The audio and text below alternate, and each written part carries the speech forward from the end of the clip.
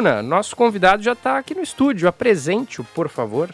Estamos aqui com o Beto Meche para falar sobre o seminário Cidade Bem Tratada, que chega à sua 11ª edição, isso, né? Ocorre hoje e amanhã aqui em Porto Alegre, no auditório do Ministério Público.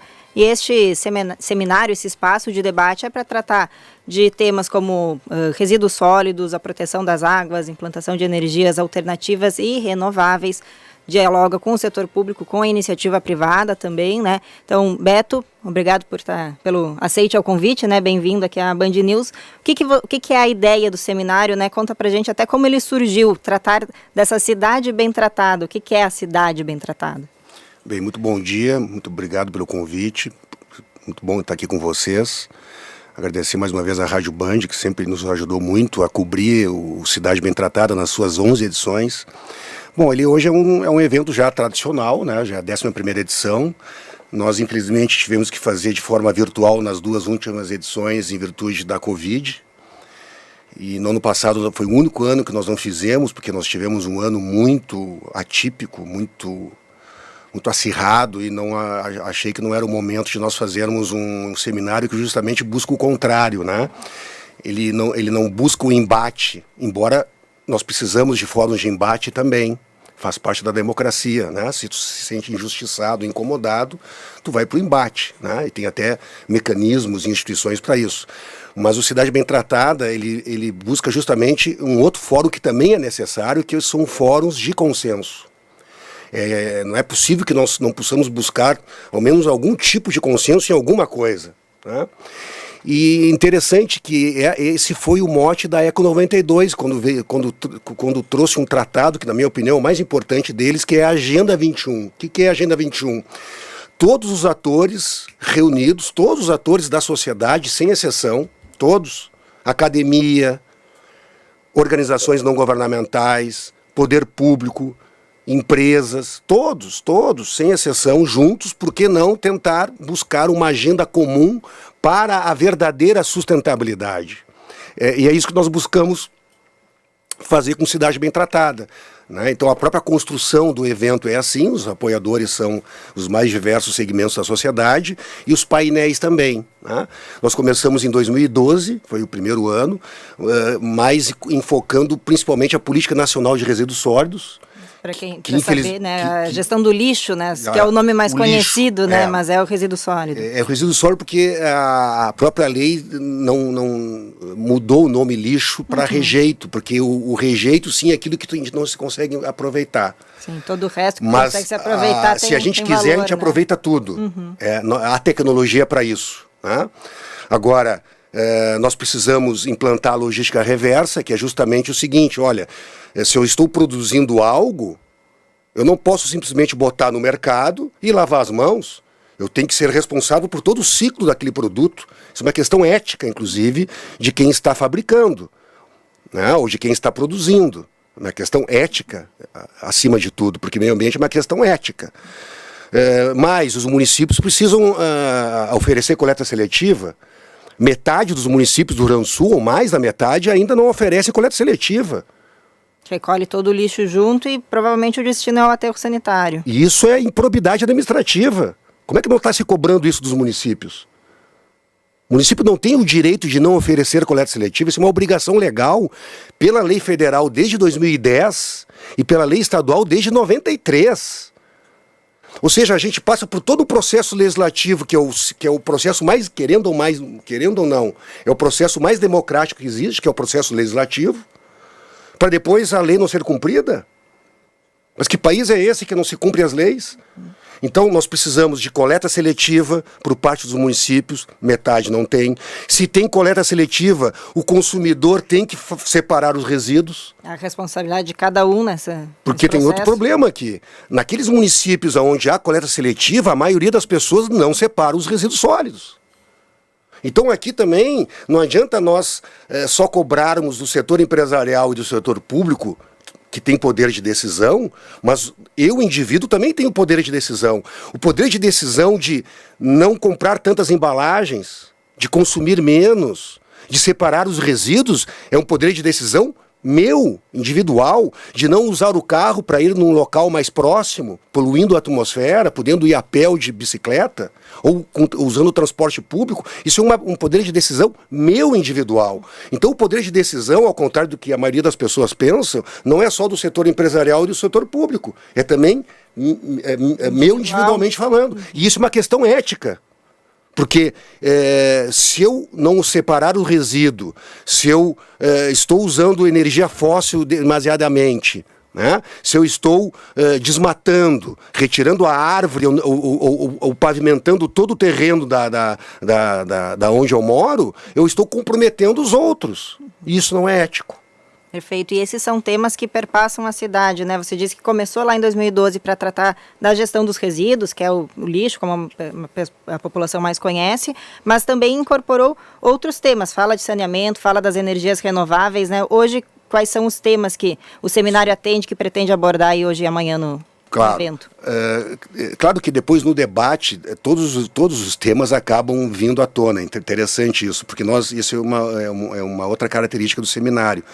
Nós destinamos 45 minutos para o debate com o público. Então há um feedback forte entre os palestrantes e o público que está lá, que é o público que atua na área, né? Embora também tenha muitos estudantes, mas estudantes que estão interessados no tema, servidores públicos na área, empresários, consultores, né?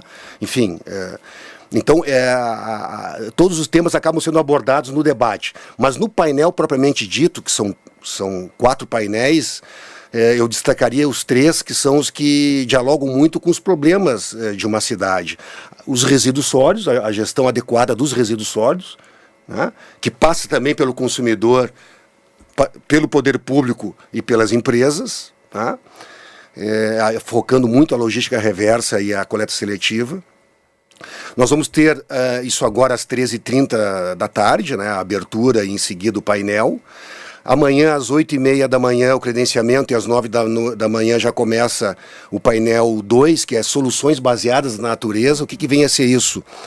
Bom, primeiro, nós nos afastamos da natureza. As cidades foram feitas para nós nos afastarmos da natureza, porque nós tínhamos medo da natureza. Só que nós continuamos tendo medo da natureza. As crianças têm medo de mosquito, as crianças têm medo de bicho, as crianças têm medo de barata. Nós não evoluímos com relação à natureza. Nós queremos a natureza longe. Então não é preservar a natureza. É mais do que isso. É conviver com a natureza. Nós não podemos mais fazer projetos sem a natureza. A melhor tecnologia existente é a natureza. Para pavimentar, por que a gente vai ter que pavimentar com asfalto impermeável? Se nós temos o asfalto permeável e temos toda uma tecnologia para pavimentar sem impermeabilizar o solo, que são as causas dos principais dos alagamentos da cidade. Mas como é que nós vamos pavimentar sem vegetação? Nós temos que ter vegetação em tudo. Isso não é uma utopia. São Paulo está fazendo isso. Várias cidades estão fazendo isso. Porto Alegre mesmo tem um dispositivo que eu consegui em 2010 no plano diretor, que é a área livre, vegetada e permeável. Então todo o empreendimento que for construído tem que ter um percentual de vegetação. Tá? Porque isso tu consegue manter o clima estável. Né? Tu consegue fazer com que a água seja absorvida pelo solo, minimizando alagamentos. Enfim, vários benefícios que a vegetação tem e que só a vegetação consegue oferecer. Nenhuma outra tecnologia consegue oferecer tantas qualidades, tantos pontos positivos para o cidadão como a vegetação.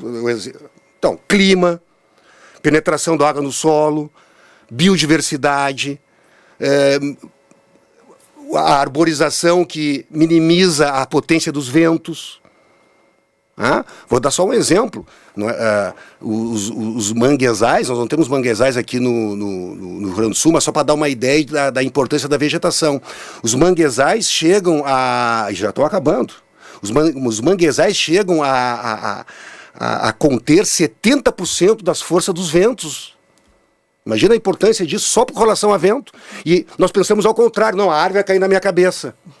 A gente tem a natureza como um perigo. Sim. Ao contrário, ela é nossa aliada. Então os projetos urbanos, os projetos rurais, os projetos de saneamento, todos eles precisam ter a natureza como solução. Elas têm que estar junto ali. Então não é só preservar a natureza, mas é aproveitar a natureza para os teus projetos. Isso é amanhã de manhã, então, que é o tema Soluções Baseadas na Natureza. Beto, isso que tu estás colocando aqui na mesa para a gente é muito interessante porque fala de uma mudança de perspectiva, uma mudança de mentalidade, né? Se a gente for ver aí o processo de como se tratam os temas da sustentabilidade nos últimos 30 anos, a gente saiu de uma coisa mais vertical para essa visão mais horizontal, mais sistêmica, que é a qual tu estás trazendo aqui, que vai ser debatida no seminário. A minha questão é, vamos falar um pouco sobre a instituição pública, que geralmente é quem deve pautar, né, as normas, ou pelo menos uma ideia de comportamento, um espelho que fosse, no mínimo, sobre como uma sociedade deve se comportar com isso.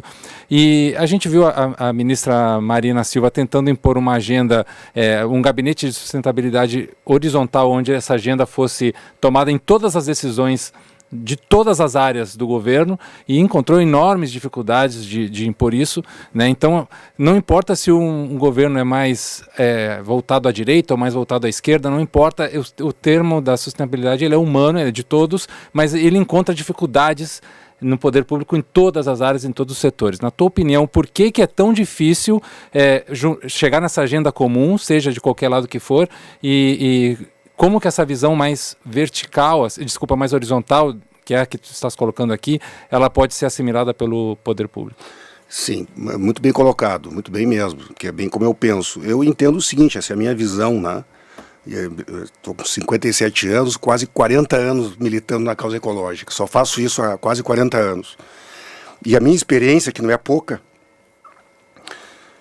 eu entendo o seguinte, por que tanto a esquerda e a direita não priorizam o meio ambiente, até nem pautam o meio ambiente? Podem ver os documentos, tudo, podem até falar de vez em quando lá, fazer um discurso e tal, mas não é. Porque a sociedade não prioriza o meio ambiente, simplesmente por isso. O poder público é o reflexo da sociedade. Claro que o poder público deveria ouvir mais a sociedade, né? E não ouve devidamente. Isso é um ponto.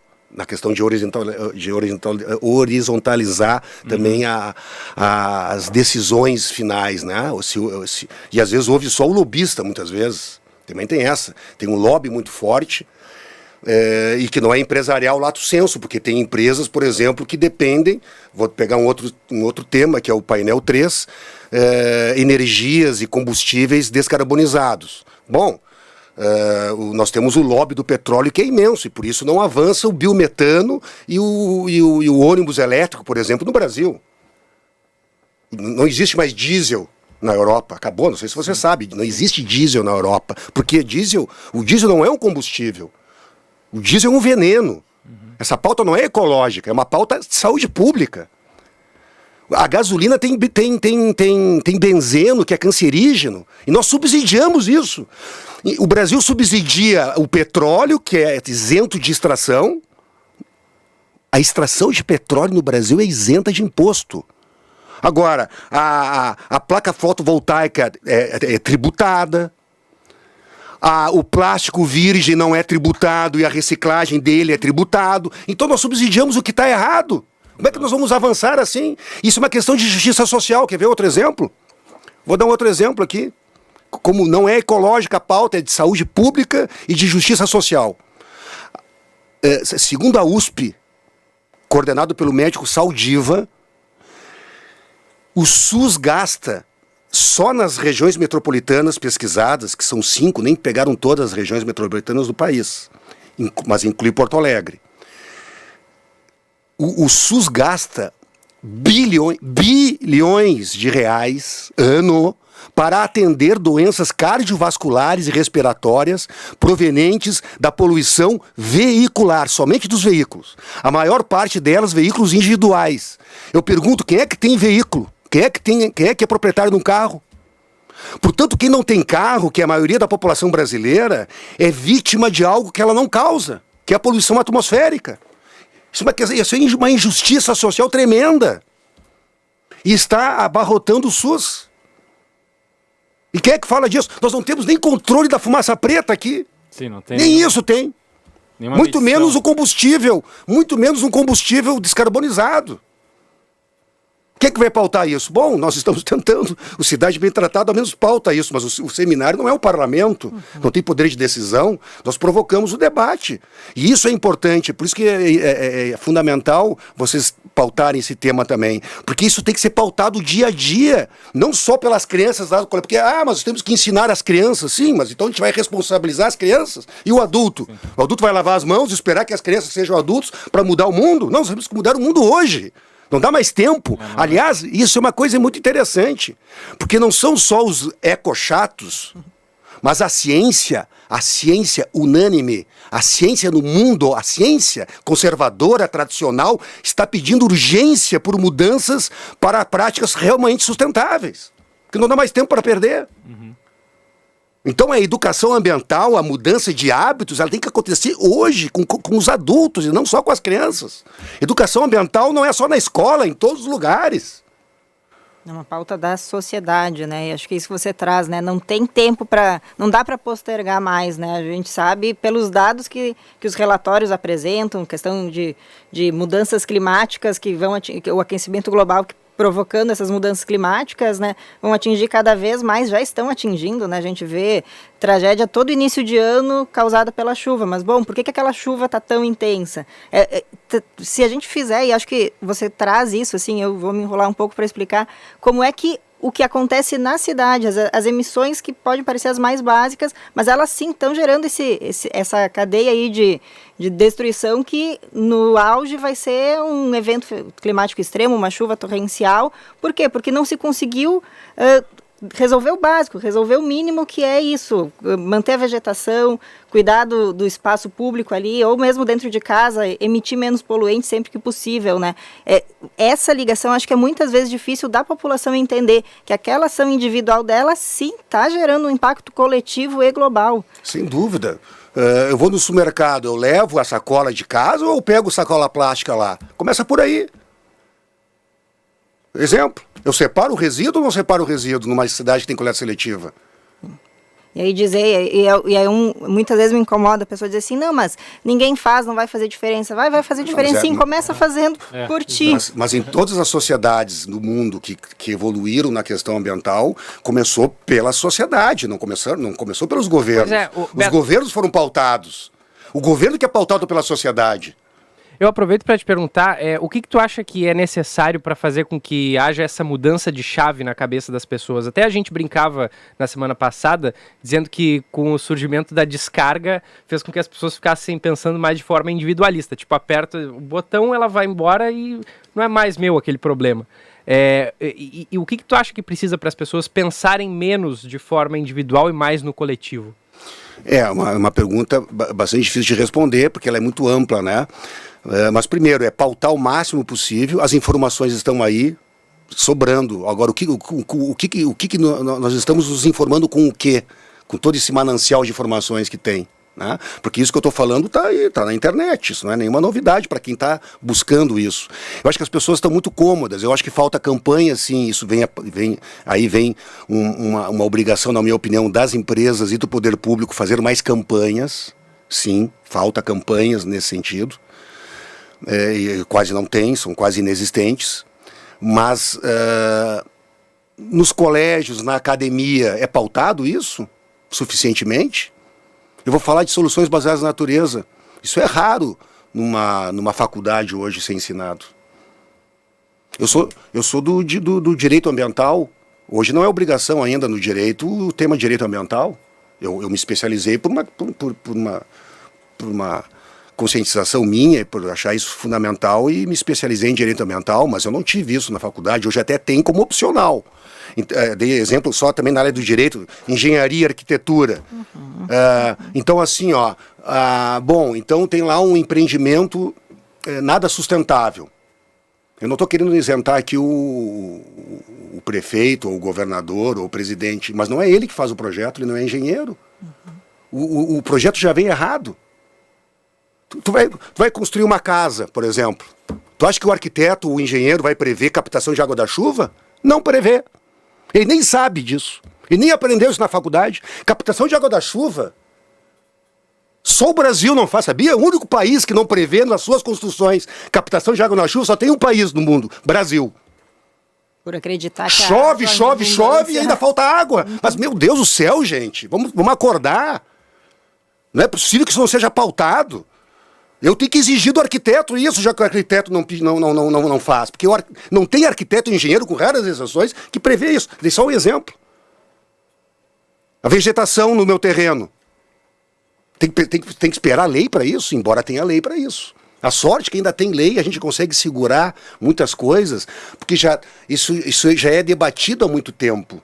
Então, muitas coisas a gente conseguiu colocar, nós conseguimos sim, porque isso aí é por muita... Isso é outra questão, a participação da sociedade nos processos decisórios, as pessoas se acomodam, as pessoas só ficam na internet, não participam de audiências públicas. Agora vai vir o plano diretor de Porto Alegre, por exemplo, quem é que está participando da discussão do plano diretor? Depois acha ruim que tem um prédio de sei lá quantos metros de altura do lado da tua casa e achar ruim, mas tu não participou. Sim. É claro que os vereadores vão pelo lobby mais forte. E o lobby ambiental também deveria existir, mas o lobby também pode ser da sociedade. Eu estou falando, só de exemplo agora de Porto Alegre, porque é a discussão do plano diretor que eu vou dar outro exemplo de Florianópolis. Não está discutindo seu plano diretor? Não, foi aprovado, mas não teve participação da sociedade lá. É meia dúzia de ambientalistas lá tentando segurar. Tem que ver que ficou lá o plano diretor de Florianópolis, vão acabar com Florianópolis. Está na justiça até. Então o lobby econômico, vê bem, não estou generalizando, porque tem empresários que também são vítimas desse lobby que só pensa em dinheiro e ganância e que, portanto, não é sustentável. Agora, uma outra coisa que as pessoas podem estar aqui, eu imagino, entendendo assim, mas é mais caro os projetos sustentáveis. Pelo contrário, é mais barato. É muito mais barato eu ter captação de água da chuva na minha casa, porque eu vou pagar menos taxa de água e não custa quase nada isso. O metro quadrado da grama é mais barato que o metro quadrado do basalto.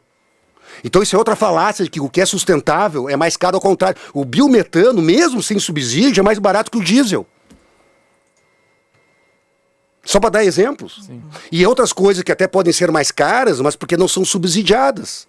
E Beto, falando sobre isso, né, a questão da energia mesmo, né, o mundo inteiro, pelo menos na Europa, ou vamos dizer assim, alguns países mais de importância de liderança mundial, estão mudando toda a sua matriz para energia sustentável, ou tentando, pelo menos, ou botando em metas, né, e a gente não está ainda nem na construção das metas ainda.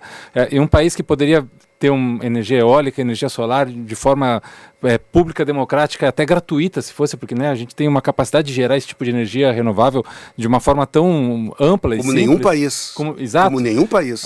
Até essas novas energias de impacto da água, de energia da água mesmo, que a gente pode, que tem vários projetos desenvolvidos que não se colocam em prática, né? Aonde está o ponto que, além do lobby, né, do petróleo, lobby mas aonde está o ponto, o cerne da nossa sociedade, que a gente não consegue colocar essas energias renováveis como realmente algo prioritário na nossa sociedade? Eu acho que as pessoas... Esse é um problema até do Brasil, né? O brasileiro não é muito de participar, né? Dos processos de decisão. Ele fica muito esperando as coisas e reclamando e passando a responsabilidade para os outros. Isso é muito da nossa cultura, infelizmente, né? Agora, eu acho lamentável, porque o século XXI exige a sustentabilidade real, não é a sustentabilidade essa do discurso. Então lá, meu projeto é sustentável. Sim, vai ver, não tem nada de sustentável, tem uma coisinha lá de sustentável, mas o resto não é. Porque essa questão de sustentabilidade também é interessante, ela tem que ser completa. Por exemplo... Greenwash, né, que se faz muito. Não, mas eu vou dar um exemplo. Eu sou totalmente a favor da energia eólica, por exemplo. Bom, mas um parque eólico não pode comprometer a biodiversidade, acabar com as dunas, com os lagos e com a fauna existente. Porque um valor não se sobrepõe ao outro. A sustentabilidade tem que ser completa. Por isso que a sustentabilidade ela exige a descentralização. Então não são grandes usinas solares que estão sendo feitas no Nordeste, imensas usinas, que mata tudo que tem ali embaixo. É a placa fotovoltaica em cada prédio. Imagina, se no Brasil, olha só, se no Brasil todos os prédios, seja na área urbana ou rural, tivesse placa solar, nós seríamos autossuficientes em energia. É isso. Mas tem muito frio em Porto Alegre. A incidência solar para captação de energia é a mesma em Porto Alegre do que em Brasília. Porque não, o frio não tem nada a ver. O que tem a ver é a radiação solar, que no inverno é fortíssimo também em Porto Alegre. Só para dar um exemplo aqui, porque algumas pessoas podem... Gente, tecnologia sobra, está sobrando tecnologia. Está faltando colocar as tecnologias em prática. E tem tecnologia simples, que nem eu falei da captação de água da chuva. Tem uma outra tecnologia simples, que é a coleta seletiva. Então, tecnologias existem, sobrando. Agora, nós subsidiamos o agrotóxico, que é isento de imposto, e não incentivamos a agricultura orgânica, por exemplo. Aí não tem como avançar. Né? E isso que é importante, que se as pessoas puderem participar desse debate, porque ali vai estar o setor, nos mesmos painéis, o setor empresarial, o setor público, as ONGs, o Ministério Público e as organizações da sociedade civil. Vão estar juntos justamente para debater, para falar do mesmo tema, e depois vai para o público. Esse formato que a gente queria ver em todos os processos de decisão que existem em nível municipal, estadual e federal. Eu vou dar o serviço aqui, a inscrição e a participação é gratuita, né? Não Sim. tem custo, quem queira participar, dia 8 e 9, no auditório do Ministério Público, fica ali na Aureliano, perto da Rótula das Cuias, né? Isso. Perto da Orla do Guaíba. Vou até fazer uma provocação pensando nesse tema, falando da Orla, né? A Prefeitura apresentou na sexta um projeto ali para o que é chamado Trecho 2, que fica entre a Rótula das Cuias e a foz do Arroio Dilúvio. E o projeto apresentado visivelmente prevê a remoção de muitas das árvores que estão ali. Eu até questionei o secretário do Meio Ambiente como é que elas seriam replantadas e onde. Ele disse que não era o momento para esse debate. Bom, a gente sabe que Se não é o momento, desculpe, mas qual é o momento para debater então? Exato. E mais, volto a insistir, um projeto que não respeita a natureza não é um projeto digno do século XXI. E o que já foi feito na Orla, muito bonito, mas foi retirado muita vegetação, e é a mata ciliar. A mata ciliar que estava se regenerando, que é fundamental para evitar alagamentos, para proteger dos vendavais, para manter o clima. Então, o projeto, a gente pode fazer trilhas com educação ambiental, a gente pode fazer um projeto bonito e mais barato até, com a natureza. Então, é aquela concepção que eu estava falando, aquela concepção de engenharia e de arquitetura século XX, onde a natureza atrapalha. Então, vamos tirar primeiro a natureza, depois a gente implanta o projeto. Isso acabou, gente, isso é passado. Só que o Brasil continua insistindo em não entrar no século XXI. É o exemplo da Orla. Sim, Sinto muito, é o exemplo da Orla. A Orla não é um projeto sustentável, não é. É a antítese das soluções baseadas na natureza, é o que foi feito na Orla e é o que vai continuar sendo feito, lamentavelmente. Porque Porto Alegre não se acordou ainda para o século XXI, assim como a maioria das cidades brasileiras. Ao contrário de São Paulo, por exemplo, que está enchendo de jardins de chuva a cidade de São Paulo, que é uma maneira de evitar alagamentos com a natureza. É proibido comprar, toda a frota de São Paulo de ônibus tem que ser elétrico a partir do ano passado. São Paulo está fazendo uma revolução, porque eles chegaram no fundo do poço e tiveram que se reinventar. E viram que para se reinventar e para melhorar a sua qualidade de vida, tem que ser com a natureza e não afastada da natureza. É simples. É simples de pensar, mas a gente não vê isso sendo colocado em prática na maioria das cidades brasileiras e na maioria dos projetos existentes. Temos exemplos pontuais, embora São Paulo seja um exemplo macro, né? Não chega a ser pontual, mas isso tanto na agropecuária, nas atividades urbanas. Foi muito bem colocado essa pauta, Bruna, porque eu, como cidadão porto-alegrense, fico chocado com o que está sendo feito. Sim, quem frequenta a Orla nós não temos no verão sabe que não tem condição, é muito quente, não tem uma árvore. Sabe onde é que as pessoas ficam lá na Orla no verão? Ficam naquelas árvorezinhas que restaram, sim. Porque é muito calor, é muito quente. Porque foi um projeto que se afastou totalmente da natureza. E a natureza está ali pronta, É fazer um projeto com equilíbrio. A gente não está falando de preservação total, pura e simples, mas equilibrar. É usar a natureza para o teu projeto. A natureza como tua amiga, como tua aliada. Então é muito mais do que preservar e respeitar a natureza, é também aproveitar a natureza como sendo a melhor tecnologia para o teu projeto, seja em que área for. Tem algumas participações interessantes da nossa audiência aqui. O Fernando Machado, de Caxias do Sul. Sou arquiteto, tenho visto uma completa indiferença dos colegas, clientes e sociedade em geral em relação a pautas sustentáveis na arquitetura, engenharia e construção. A boa arquitetura, desde sempre, há séculos, considera questões de conservação de energia, eficiência eficiência em consumo de recursos na construção de forma sensata com tecnologias até simples. Hoje, sustentabilidade tem sido um slogan vazio sem aplicação real, o que é uma pena, diz o arquiteto Fernando Machado de Caxias. Tem a nossa ouvinte, deixa eu pegar o nome dela, a Rô Karpinski.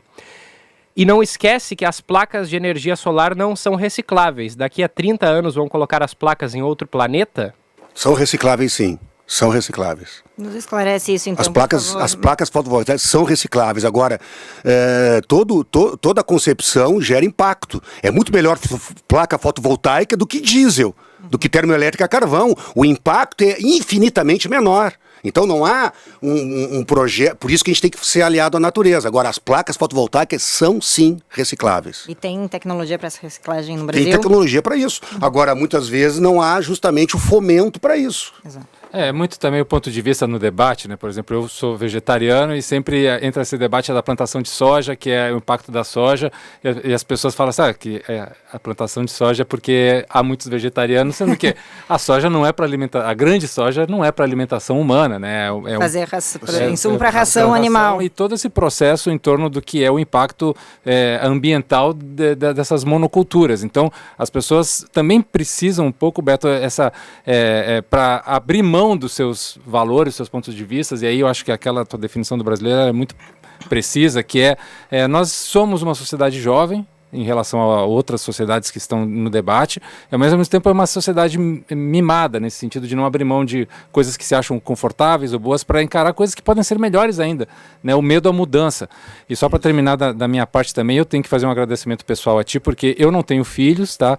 Eu não escrevi livros, mas eu fiz centenas de roteiros, mas eu plantei árvores, graças a mutirões que eu participei quando tu eras secretário da Secretaria do Meio Ambiente na Prefeitura aqui em Porto Alegre, que traz um pouco não só essa consciência, né, da participação popular, de estar lá e botar a mão na massa e ver aquela coisa. Hoje eu vejo as árvores que eu plantei grandes e fazendo, né, parte da paisagem da cidade, mas também fica aquela sensação de assim, bom, em algum momento a gente fazendo o mínimo, a gente consegue fazer coisas grandes. Eu acho que essa transformação na mentalidade das pessoas é que elas têm que entender que você pode fazer parte de um processo de sustentabilidade sem ser um guerreiro constante. São pequenas mudanças, são pequenas coisas. E aí a soma dessas pequenas coisas em forma de sociedade, elas alteram o mundo, né?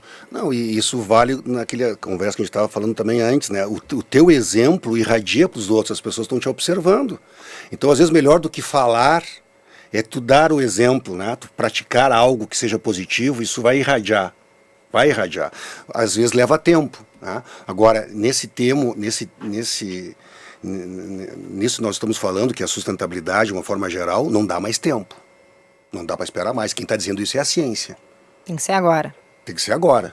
Não dá para esperar lá ensinar as crianças lá na escola, que nem estão sendo ensinadas devidamente, para fazer a mudança.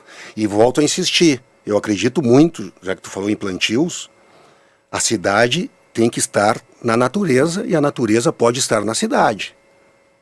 A melhor maneira de combater as mudanças climáticas e alagamentos, segundo a ciência, é preservando e plantando. Não sou eu que estou dizendo isso, isso é ciência, isso é científico. Não é ideológico isso aí. Aliás, nada do que a gente está falando aqui, tu colocaste muito bem, Bruna, nada é ideológico, isso é científico. Uma pena que a gente tenha que ainda falar de coisas óbvias. Sim, um momento é triste por causa disso. Parece que é uma repetição constante de conceitos e coisas que como é que as pessoas não querem aceitar e entender algo que é tão básico e simples. Óbvio. E que não tem a ver nem com religião, nem com política partidária, nada. Nem com um clube de futebol, com nenhuma paixão. É simplesmente olha, gente, mas a gente não pode desistir, porque nós respiramos o mesmo ar, nós tomamos a água das mesmas fontes, as fontes de água são as mesmas para todo mundo. O solo, nós todos dependemos do mesmo solo, do mesmo clima. Então, nós temos que convergir, nós temos que pautar esse tema sempre, diariamente, tem que ser pautado isso aí. Sim. Como vocês estão fazendo aqui hoje. Bruna, passa por favor o serviço novamente do evento. Sim, deixa eu até pegar aqui com mais detalhes, onde é que eu acho. Mas, enfim, é o evento Seminário Cidade Bem Tratada, hoje e amanhã, aqui em Porto Alegre, no auditório do Ministério Público do Rio Grande do Sul. Quem quiser fazer a sua inscrição, a pré-inscrição, E aí mais informações, endereço, os horários de atividades é cidadebemtratada.com.br. Ali tem a programação, tem informações do evento, o endereço certinho. É gratuito. E hoje, a partir da 1h, né? Amanhã, já a partir das 8h30 da manhã. Isso, o credenciamento. O painel em si começa às 14h, né? Certo. É que tem uma abertura que é importante, porque vão estar autoridades lá, que também vão falar e vão ouvir, né? Ouvir, depois tem o painel 1, resíduos sólidos. E amanhã nós temos 3 painéis e começa às 8h30 o credenciamento, o painel às 9h da manhã. É muito importante as pessoas participarem, que é um momento, infelizmente, difícil e raro, mas que, ao menos o Cidade Bem Tratada oferece, das pessoas não só ouvirem, mas também poderem debater depois, né? Não só com perguntas, mas até fazer o debate ali e fazer o feedback com os painelistas, né? E nós vamos fazer ainda uma carta do evento, né? Claro que isso ainda vai ser construído, vai começar a ser elaborado hoje, mas a gente quer depois, e vamos mandar para vocês também, a carta, né, sintetizando o que foi ali debatido, né, e vamos mandar, claro, para as instituições em geral. Perfeito, só vou encerrar aqui com um abraço que chega para ti do César Cardi, ali dos amigos da Gonçalo de Carvalho, né? Parceiro, o Beto é excelente, ele precisa de mais espaço na mídia, então a casa está aberta aqui para ti, Beto, muito Obrigado. Bom te receber. O César foi parceiro olha que interessante, só porque isso foi uma construção que eu fiz, eu criei um instrumento que é áreas especialmente protegidas, nós criamos esse instrumento e o poder público pode criar instrumentos. O direito administrativo brasileiro ele é muito rico, pode ser mais usado, às vezes não é usado, infelizmente. E as pessoas até hoje não entenderam. Nós criamos ali a proteção da Gonçalo de Carvalho, daquele túnel verde.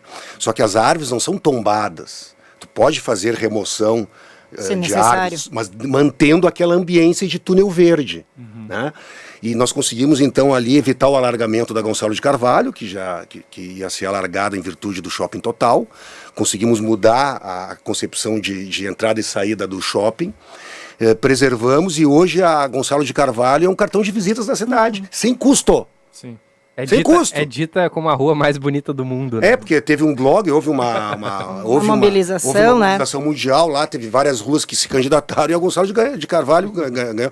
Eu agora não, mas na época, quando eu era secretário, porque foi muito divulgado isso, foi notícia em todo o país, foi notícia nacional, e os taxistas me diziam, olha, Beto, impressionante, as pessoas entram e querem saber, eu quero ir naquela rua lá do Túnel Verde. Um cartão de visita gratuito. Que promove qualidade de vida para as pessoas, de graça. Bastou preservar. A tecnologia está lá, pronta, é só cuidar. Por que o ser humano sempre tem que fazer alguma coisa? Não precisa fazer, nem tudo. É só cuidar da natureza. A natureza é a maior aliada. A melhor tecnologia do planeta Terra chama-se natureza. Que recado. Isso. Bom, obrigado, Beto Moesch. Aqui a casa é sua, sempre que quiser. Vai ser um maior prazer também a gente divulgar as ações e a carta do evento. É importante para as pessoas saberem e estarem conscientes do que está acontecendo com todos os setores envolvidos, não só no evento, mas no pós-evento. Né? Muito obrigado.